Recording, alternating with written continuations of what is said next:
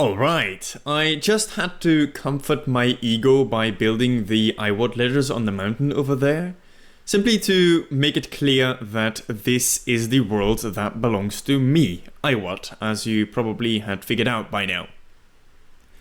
Anyway, ladies and gentlemen, welcome to this new video on the IWAT YouTube channel. I wonder about things, and this is episode 24 of my survival Minecraft Let's Play. Today I would like to do two things, and one of those things is to continue some work on the custom river that we started in the previous episode. And the second thing that I actually want to do first is to do some work on this giant cave thing over here. Because I have a lot of plans for this area, and I would like to connect this area to our main underground base today. And we'll do that first, so ladies and gentlemen, can we please play the intro?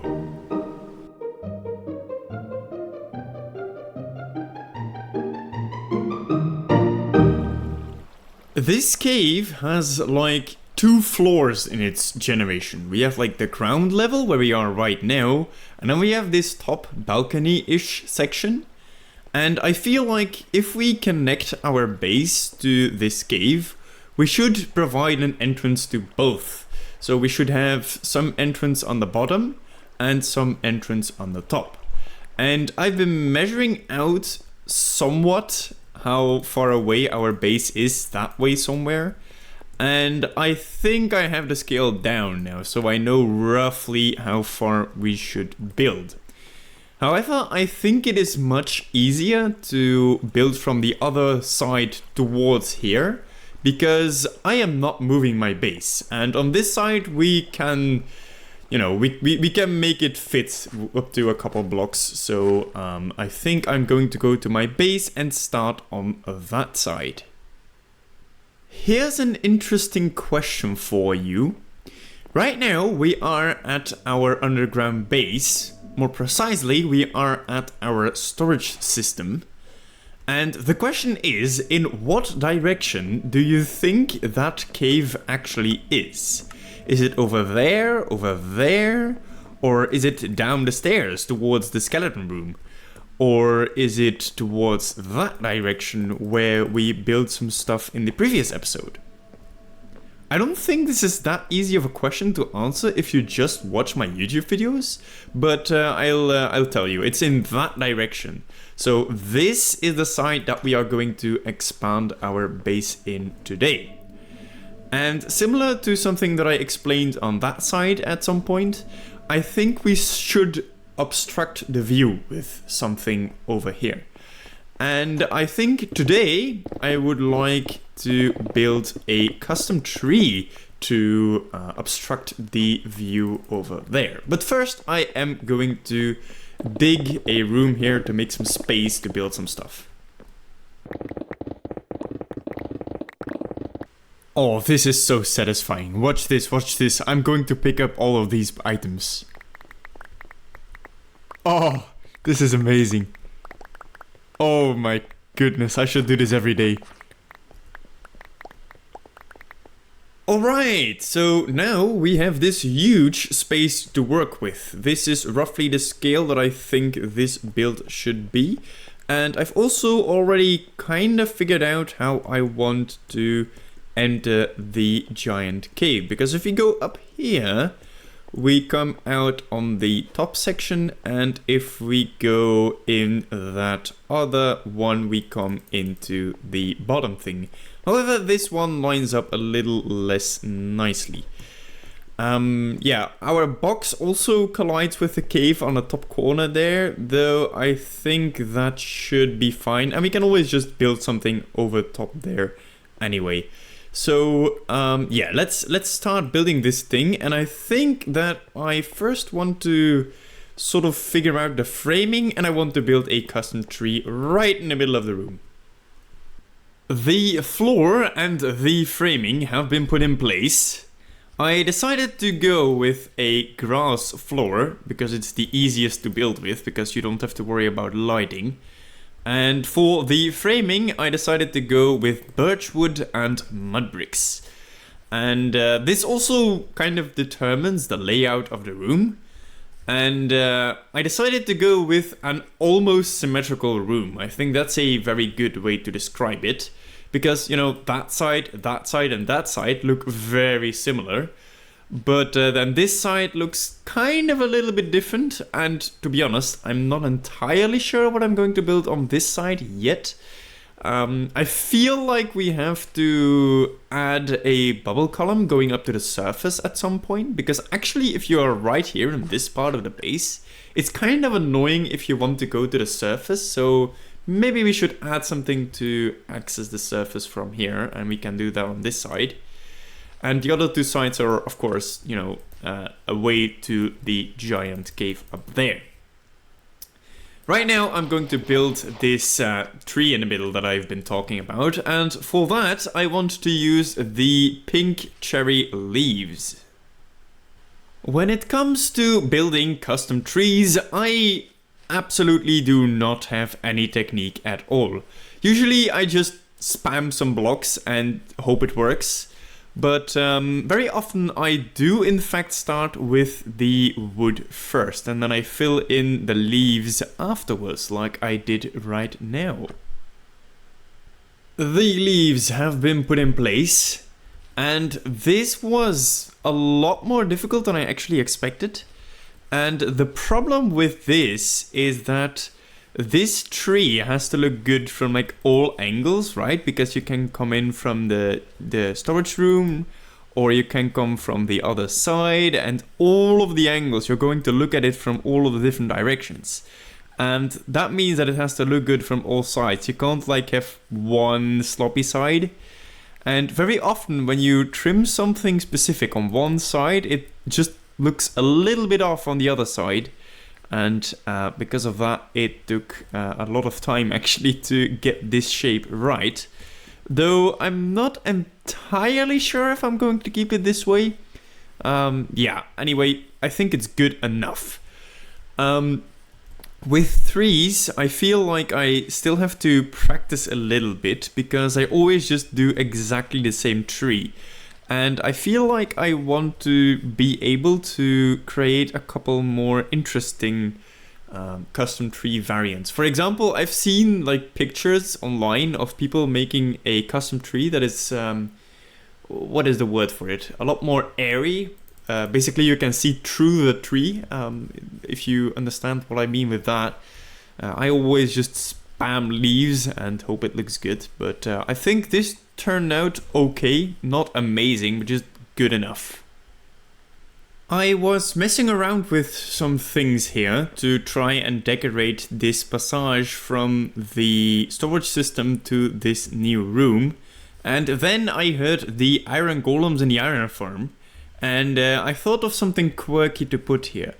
So when you place down the pumpkin first and then afterwards place in the iron, you can build like the iron golem build thing without the iron golem spawning, and I think this looks pretty interesting as a decoration. And on the other side, of course, we can build the snow golem.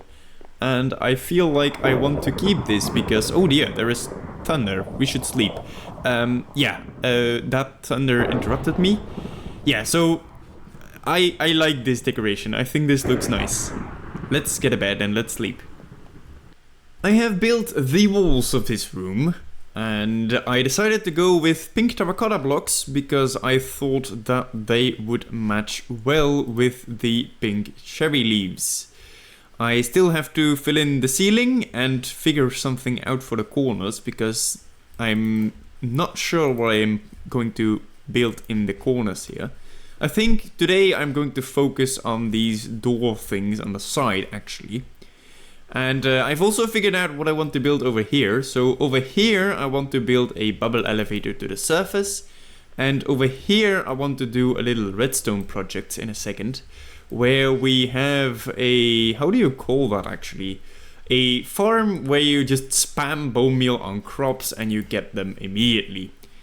And then I think I'll go to decorating these hallway things up to the giant cave. I have installed the bubble elevator to the surface here, and this is where we end up. I'm not sure if we'll keep it permanent like this. I feel like in the long term I don't want to keep this here. Perhaps we'll make it a house or something. We'll see. That's definitely not for in the short term. That's something for in the long term. But let's actually go through it, because it only misses one water block, and that is down here. Because right now we can get to the surface easy from this part of the base. And that actually means that we now have 2 entrances finally to our base, because actually getting to here from the surface is kind of annoying, and right now this helps a lot. For this thing right here, I think the best way to do this is that I just build it off camera, and then afterwards I show you how it works. I would love to build it together with you, but I don't think I'm able to do that without making an episode that is like 5 hours long. So yeah, let's just quickly assemble this. So, this is a little farm that you can go up to with anything you can plant on farmland, I think. So this can be seeds for wheat, potatoes, carrots, anything you want. You just right click and then the farm will immediately grow it and harvest it for you. So, right here we have 3 dispensers full of bone meal, and in the ceiling we have a observer that detects when we plant something. So now let's take a look at the redstone behind the scenes here. This looks a lot more complicated than it actually is. So when we go to the top here, over here, this is the back of the observer. So when we plant something, this redstone right here will flash briefly. And it will immediately power all 3 of the dispensers, bone mealing the thing that we have planted. So underneath all of these 3 blocks is one of the dispensers. And then we go into a repeater, and that repeater will power this redstone dust, which will turn off this redstone torch. The repeater right there is needed because if we take redstone power directly to the torch, nothing will happen, because the blink of a observer is too short for a torch to react to it. Then this torch will briefly turn off, and that will unpower this piston, and this piston is holding the farmland, so that will retract the farmland, rooting up the seeds that you have planted, and then everything is done, because then this torch will turn on again. The chests right here are just a supply of bone meal, so we won't run out very quickly. And that's it. And I love this farm. We did not have one of these, and now we can just turn bone meal into carrots if we want. Next up, I want to turn my attention to the ceiling of this room. And for the ceiling of this room, I think that leaves in the ceiling will not work, because the tree that is in the center of the room is actually quite tall. So when we then do leaves in the ceiling, they will like sort of hang down and they will almost touch the tree. And I think that that will not work. I'm not sure though, but I just think we shouldn't do leaves in the ceiling. Instead, I think I want to do something boring. I should just go with random squares or something. I'm not entirely sure. I think I'll just build it and then I'll explain why I built what I built later. Alright, I have built the ceiling to this room, and indeed I decided to go for a very simple design using some mud brick lines and some birch planks to fill in the gaps. And in fact, I decided to add a little bit of leaves in the ceiling, simply because I love them so much. And at this point, I feel like they are becoming such a staple of this base that I feel like I should add them a lot more throughout my builds over here. And yeah, I decided to build it like this because I felt like I should keep the ceiling simple here, because I don't think you'll be able to see it from that many angles, and you rarely look up naturally. So I feel like this should do. I also decided to add in some more pink terracotta into the walls of this build. And that is a nice transition to what I want to build next, and that is these corner sections right here. I am kind of struggling in trying to figure out what I wanted to build here, and I have decided that I'm just going to spam a bunch of nature in these 4 corners. And in the bottom here I tried to add some water, and I think that looks okay, so I'm trying to think of a way to incorporate that, and I'm just going to copy that in the other 4 corners.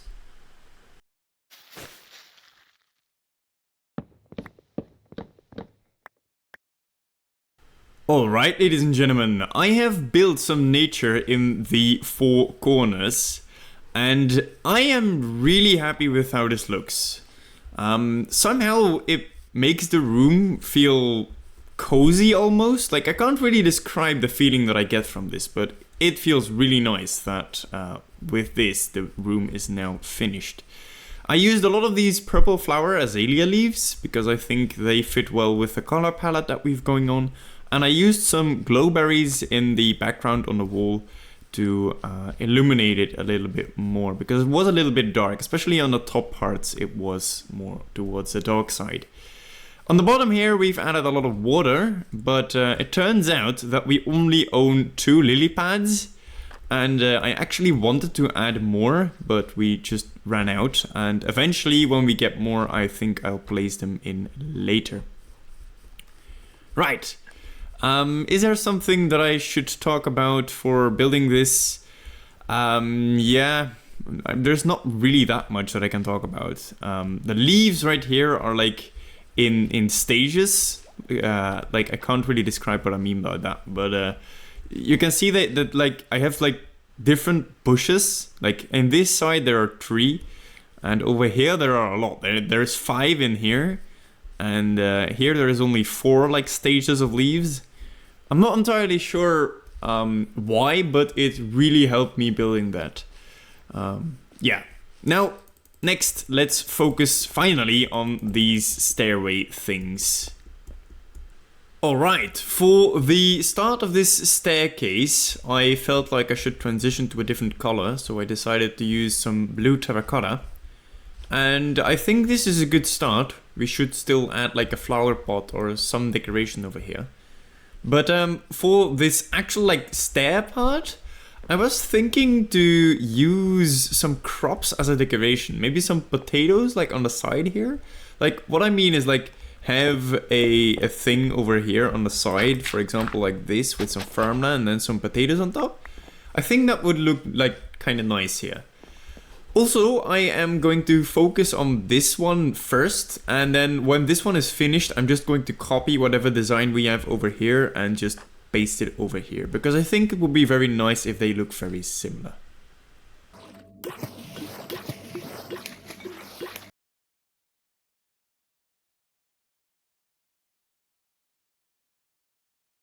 Alright, ladies and gentlemen, I went ahead and I immediately finished this stairway section right here. And I'm really happy with how this looks, as I always say about all of my builds. Maybe I should think of a different line to speak when I think that. But yeah, I decided to add the crops on the sides like I told you. And I added some of the big pots from the pottery charts that we have. Also added a random ender chest, because adding random ender chests throughout your base will definitely come in handy at some point. And as for building tips with this stairway, I would like to note that we have added a flat section right here. That flat section makes it so much easier to build a stairway. You can also just start the stairway like down here and just go up in one straight thing, but that's just a lot more difficult to build. Anyway, I now just have to build this thing in the same style, and then we are done for this project. It is finished, ladies and gentlemen. I have copied the design that we had on the top section and I have pasted it down in the bottom section. Or at least I almost pasted it, because if we go over there we can show it.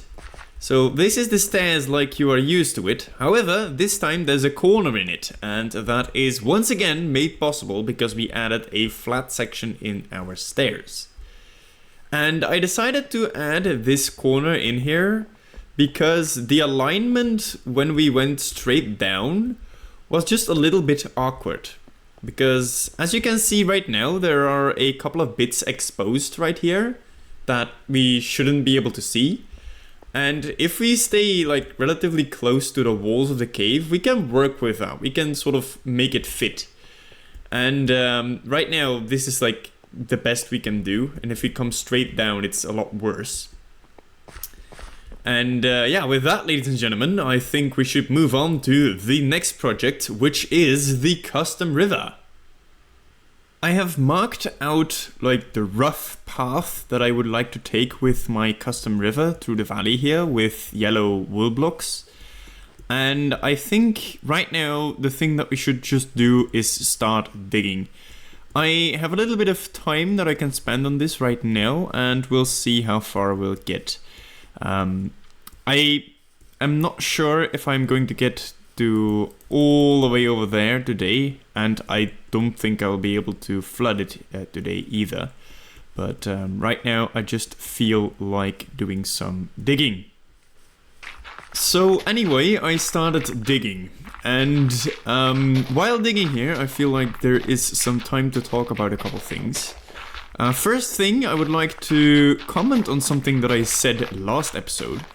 So remember when last episode I had the crazy idea of lowering the terrain around the river because I wanted it to fit a little better into the surrounding terrain?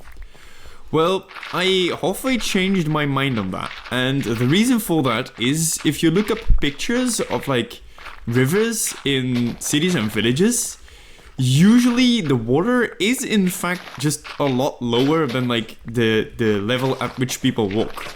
And that actually kind of surprised me, but that means that if you want to make it look good in Minecraft, you should also do that in the same way.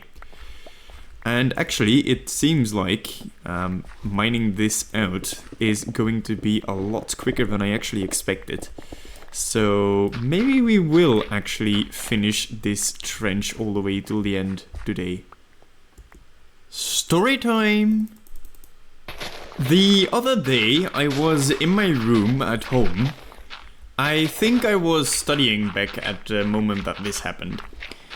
And suddenly I hear like the beep that a truck makes when they are driving backwards. And that already confused me a lot because, you know, why is there a truck in the neighborhood? Like there is nowhere for trucks to go there, I thought. And yeah, that was a bit confusing, but I didn't really make any problem with it, so I just kind of ignored it. And then suddenly I hear the sound of a barking dog, and I'm like, interesting, there's a dog I've never really heard before. And then I heard the sound of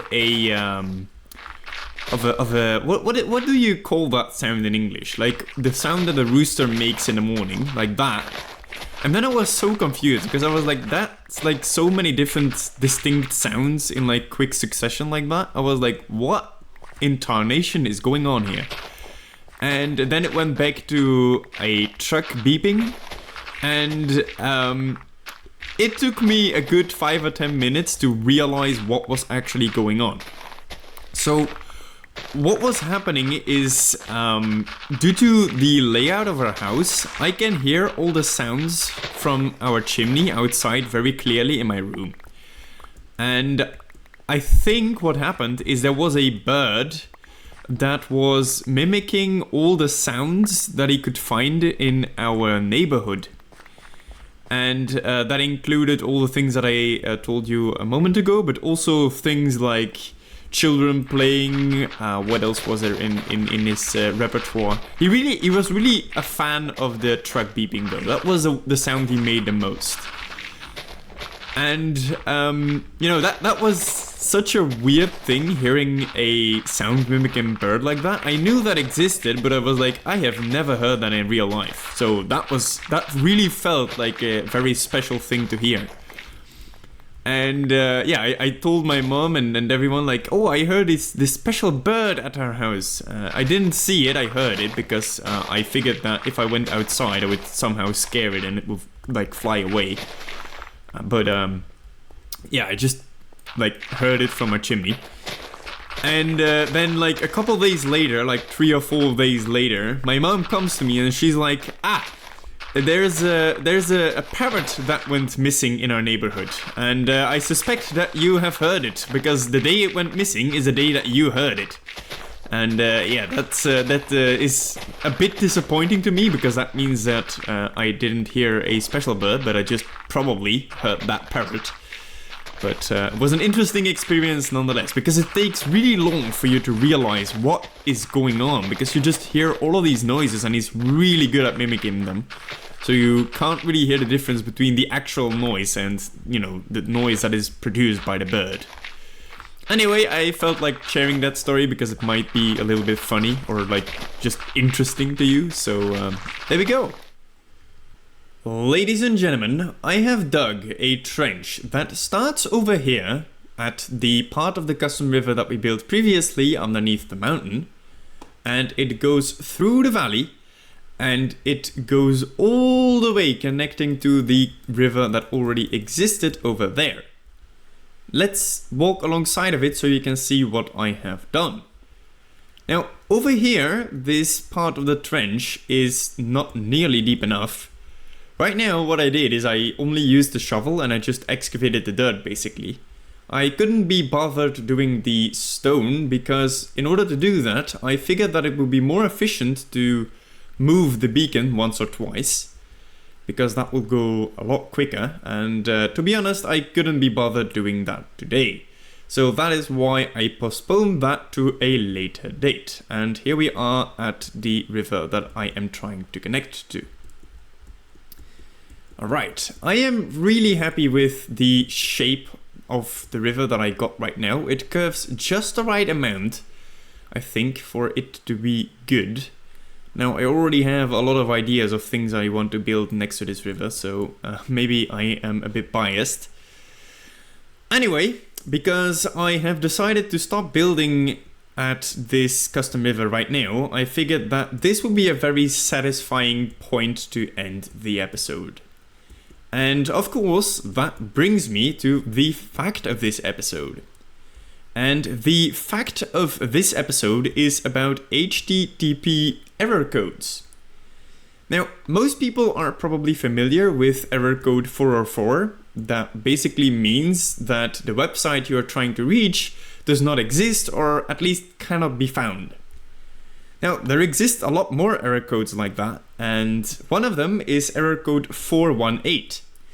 And this error code means that the server or website that you are trying to reach is a teapot and it refuses to brew coffee. I would like to thank everyone for watching. I hope you enjoyed this video. Please let me know what you think about it, and I hope I can see you in the next episode.